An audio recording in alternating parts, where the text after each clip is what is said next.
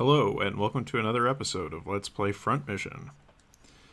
So we're back here in Kevin's campaign, and this is taking place after the prototypes were destroyed and just shortly before the previous mission that we did with Royd. So just before the Larkus incident.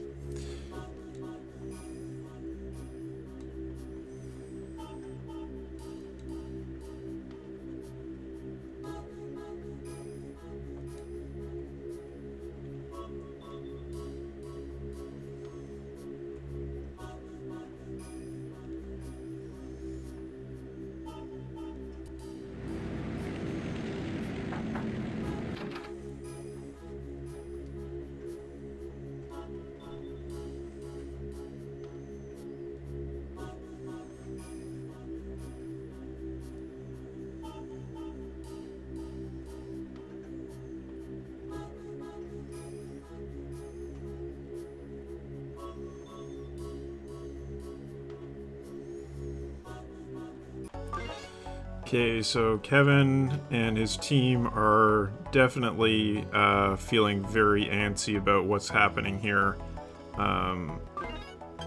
with good reason.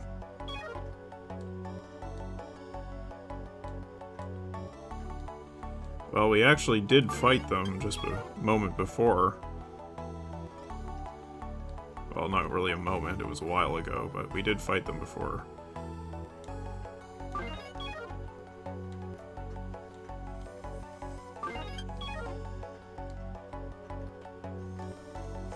Well, about that.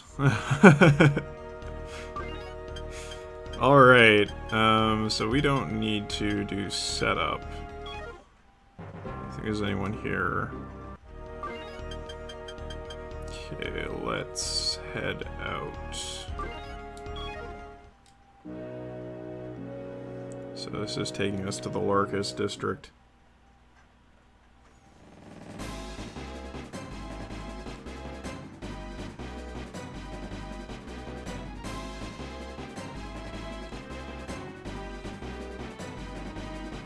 That was part of the localization that they came up with these slang terms, Aussie and statesman. So Aussie being an OCU person, that makes a lot of sense considering, you know, Australia is part of the OCU.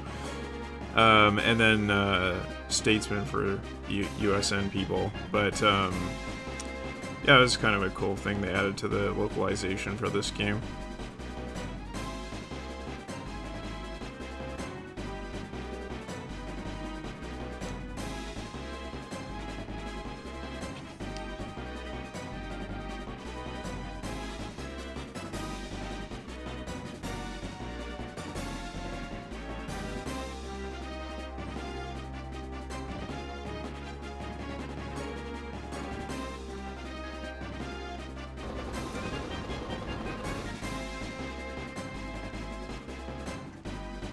So we see the end of the Royd mission there as Kevin and his team leave.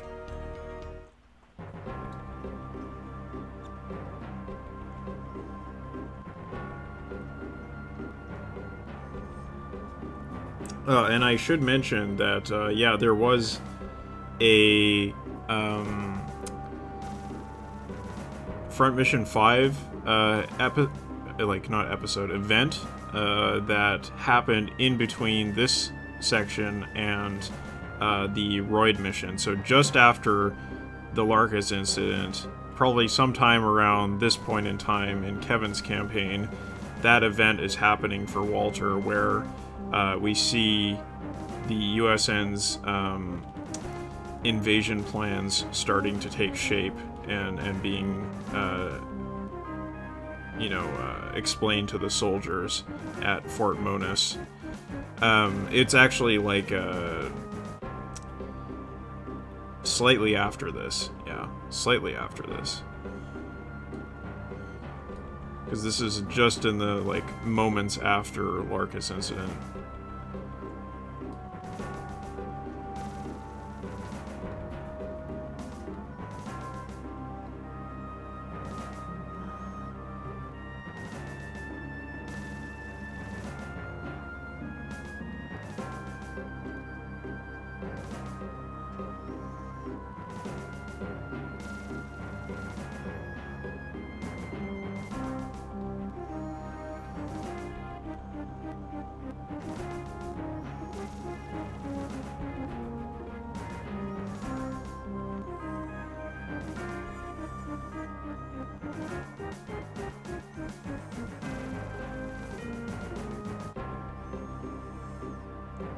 So yeah, now the USN is preparing for war.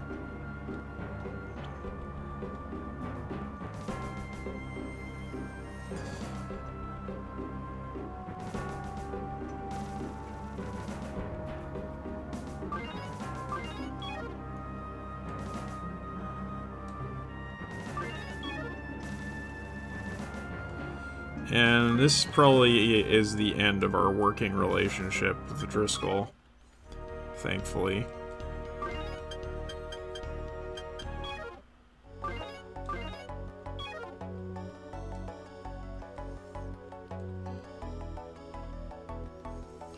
What did she see in that factory? What could it have been? That's creepy as hell.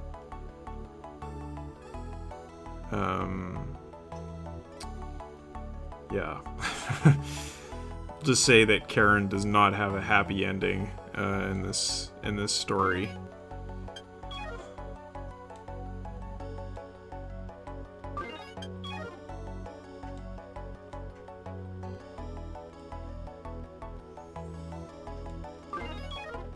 Not exactly her boyfriend, actually her fiancé.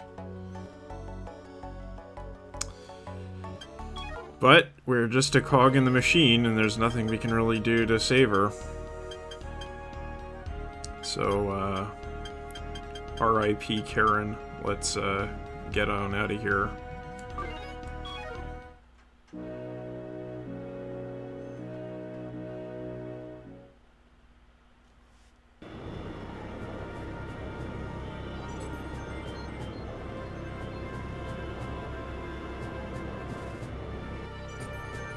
So this would probably be the exact moment that the Walter event is taking place, right here.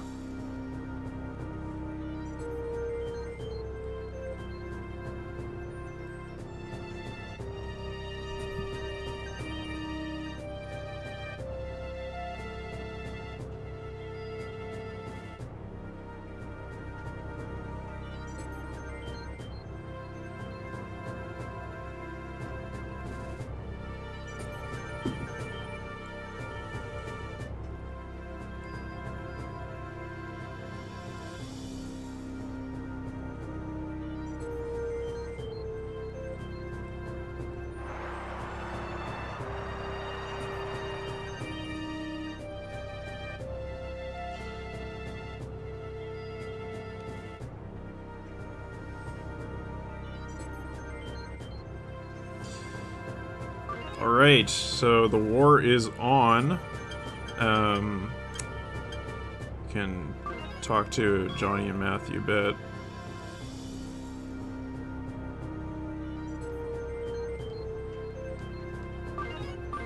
And they're all sort of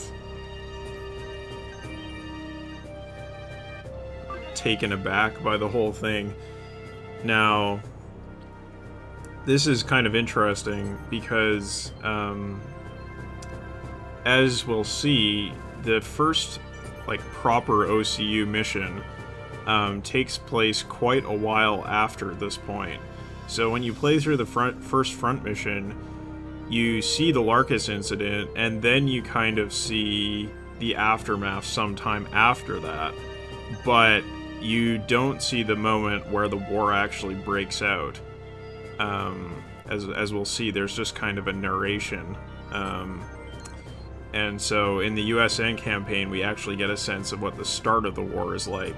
Of course, you also get that in Front Mission 5, but Walter is just, you know, like very, very low-level grunt at that point in time, and he's kind of on the periphery of the action, whereas Kevin is a much more distinguished pilot, and, you know, he's with the Nirvana Institute, and now we're going to be fighting more on, like, the sort of front lines, as opposed to the doing mop-up duty, which is what Walter does at the start of the Second Huffman Conflict.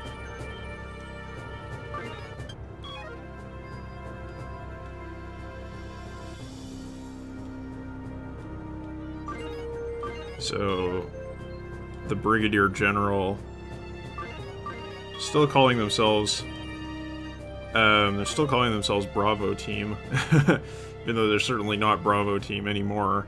And the Brigadier General has some kind of connection to the Black Hounds that we weren't really aware of before.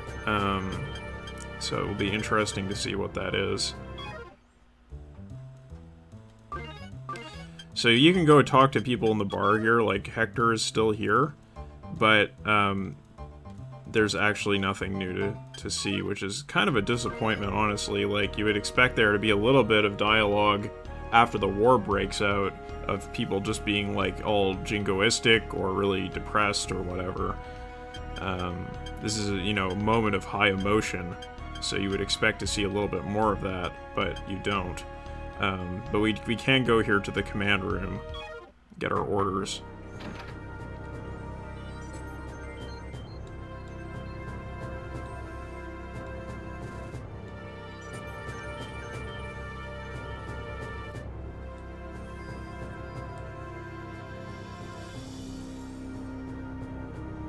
So this guy seems like much more of a solid bro than most of the commanding officers we've had to deal with so far.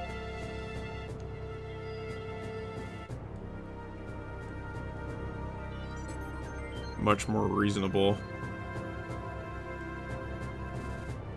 So we are going to be in the 112th Special Armored Infantry Unit, the Silver Lynxes. So we've gone from the Black Hounds to the Silver Lynxes.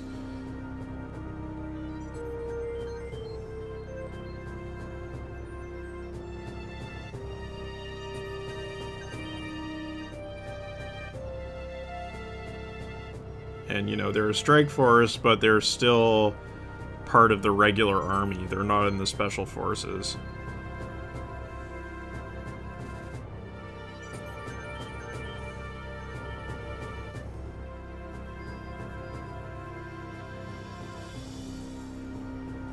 Right, so we have to capture Freedom City. This is a very, very grainy image, but basically there's Peseta base, which is a USN base, and then the OCU GDF is in, that's the OCU Ground Defense Force, is in the desert around Freedom City, protecting it. And Freedom City is actually where Walter grew up as a kid, and it was divided during the First Huffman Conflict, and I'm not, was that, I'd kind of have to go back and check, but I think that first scene where Walter is a peacekeeping, in the peacekeeping forces as an infantry trooper, actually takes place in, like, the sort of, like, border zone in Freedom City. But, yeah, I'm not sure if Freedom City was fully part of the OCU at this point. I think that's not right, because I remember in the Front Mission Dog Life, Dog Style manga, there's a scene where one of the characters comes into the airport at Freedom City, and there's, like, when you go through border control, there's, like, you go one way to, like, go to the USN zone, and another way to go to the OCU zone. So I think this might have been, like, in dual occupation, and then it was, like, Glenn was on one side of the city and Walter and Randy were on the other, and that's why they ended up getting separated. But I'm not 100% sure of that. It's all a little bit foggy because this is all sort of First Huffman Conflict stuff.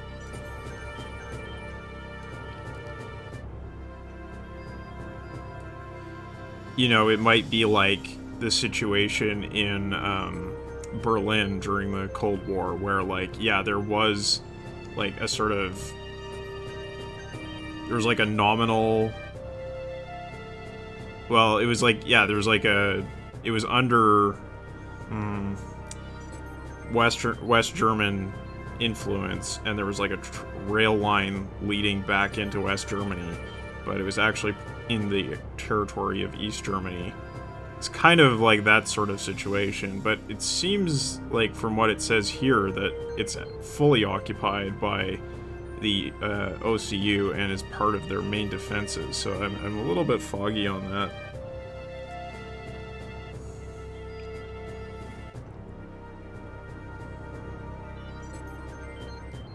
So those of you who played Front Mission 5 will remember Peseta as a place that you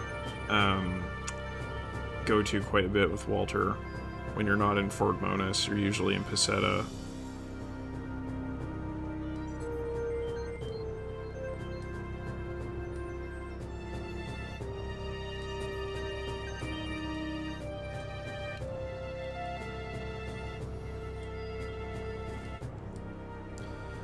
And, okay, so here we go. So this is the line of offense that the OCU, or sorry, the USN is going to be doing.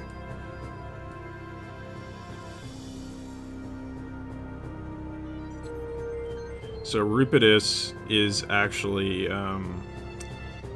south of Fort Monas. That's where the Larkus district is.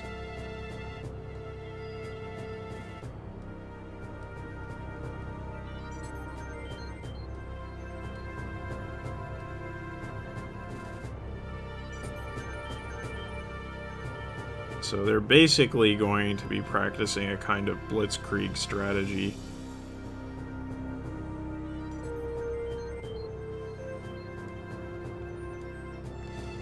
And you may have seen that desert near Freedom City. That you might remember as the desert that Walter goes to in the first mission, in like the first proper mission in Front Mission 5. But that hasn't quite happened yet, because as you'll recall, he was mopping up the enemy forces there, so it's after the first offensive starts.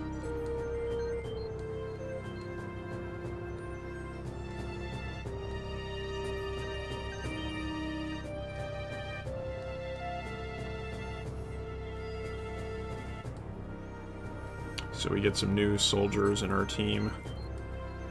And we can do repairs! Alright. Alright.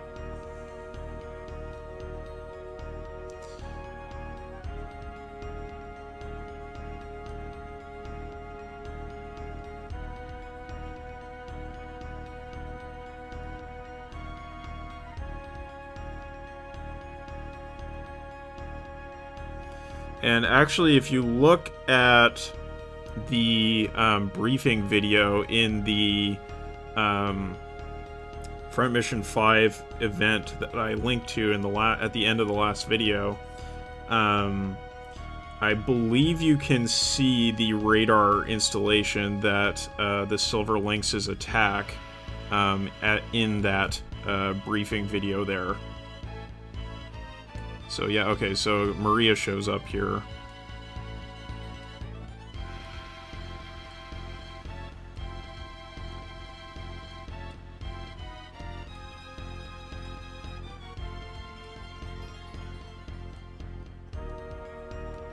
So yeah, so Bargast is here, the Black Hounds are here, Silver Lynxes are here, you know, everything's sort of...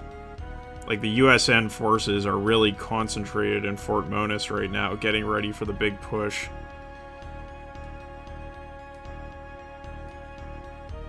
And they're connected, she's connected to Driscoll somehow, so we know Winger is connected to the Black Hounds, and Maria, who's a member of the Black Hounds, is connected to Driscoll.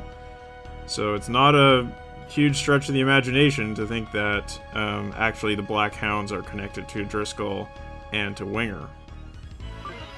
They're all three of them are connected to each other. Alright, so there's a secret mission that we can actually do, and all we have to do is go to the command room again and talk to Stuart.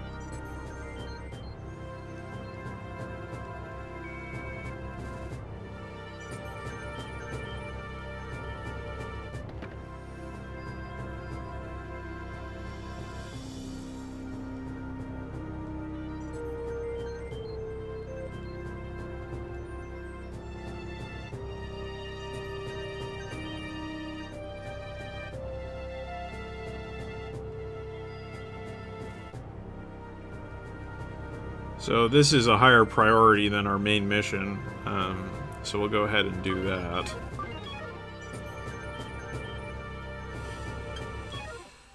And we will just talk to Johnny and Matthew and then wrap this up.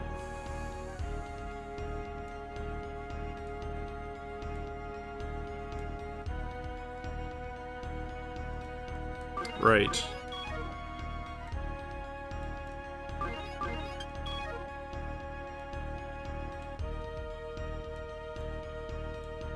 Yeah, we'll say we probably will. Probably will. She might not be that happy to see us. Alright, so that is going to wrap it up for this episode. I have to do my setup for the next mission, and that's going to be pretty involved. Oh, no, wait. No. Let's go get our new troops first, and then we'll wrap it up. Okay, I'm just going to do a save state.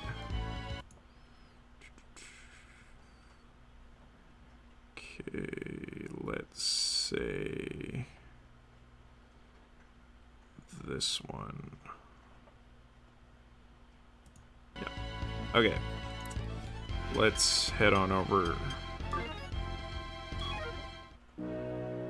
to the forward base and meet our new soldiers, new squad members.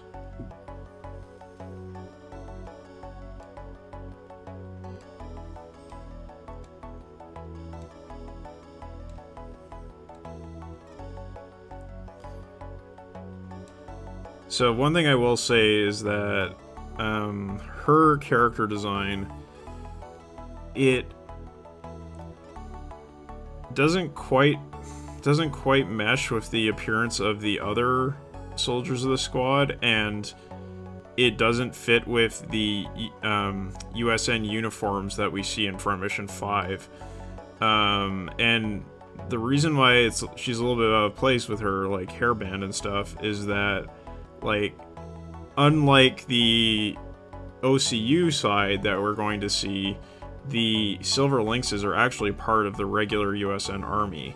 They're not mercenaries. So her having like this pretty non-standard clothing does sort of not really fit into the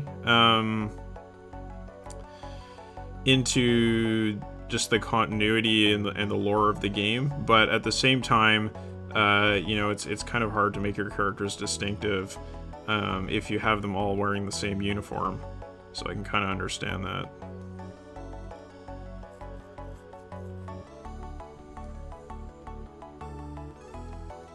So she's our engineer.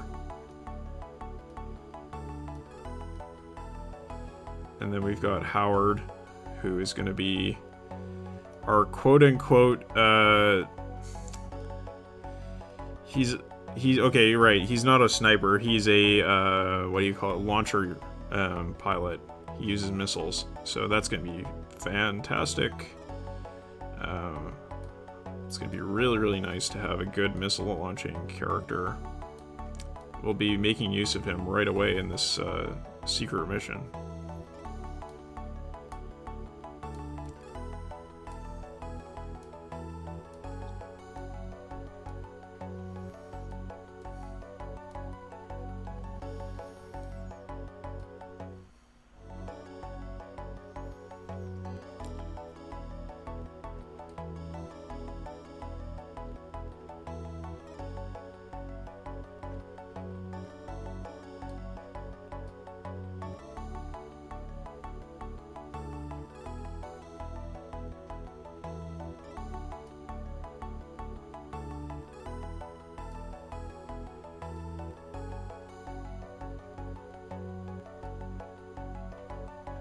So sling choppers are the choppers that we saw in the first USN mission, or what you pretty frequently see in the other Front Mission games, the twin rotor choppers that carry Vonzers around.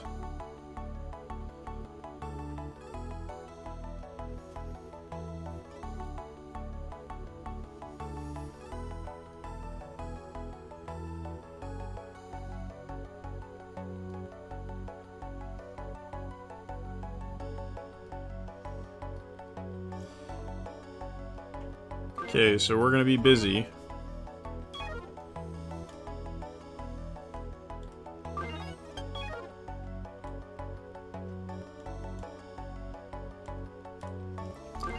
Matthew is always whining.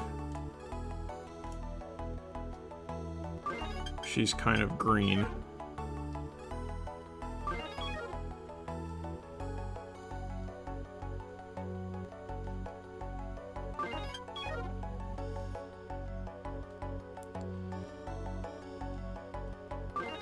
So he's kind of like Randy, but not as stupid. Like, you know, he's the guy who's always complaining, and he's kind of fat, and he likes his food, but he's not an idiot, and he's like kind of competent, right? So, you know, he wouldn't have gotten into the Black Hounds if he wasn't competent. Randy would never have gotten to well, I guess Randy did technically get that invitation into the Strike Wyverns. But, gee, I mean, no, it was just for training. It was just for training. I think he would have washed out. There's no way Randy would have made it into that unit. Just such a zero. Yeah, so we're going to get a repair backpack. That's going to be great. Alright. Good stuff. Okay, so I am going to do... the setup and everything, and I will see you in the next video when we're going to start actually doing some more missions with Kevin, and there'll be a string of them before we really have to do more setup, and then we'll get on to the beginning of the the OCU campaign proper, but that'll be in a while. So see you with the first secret mission on the USN side next time.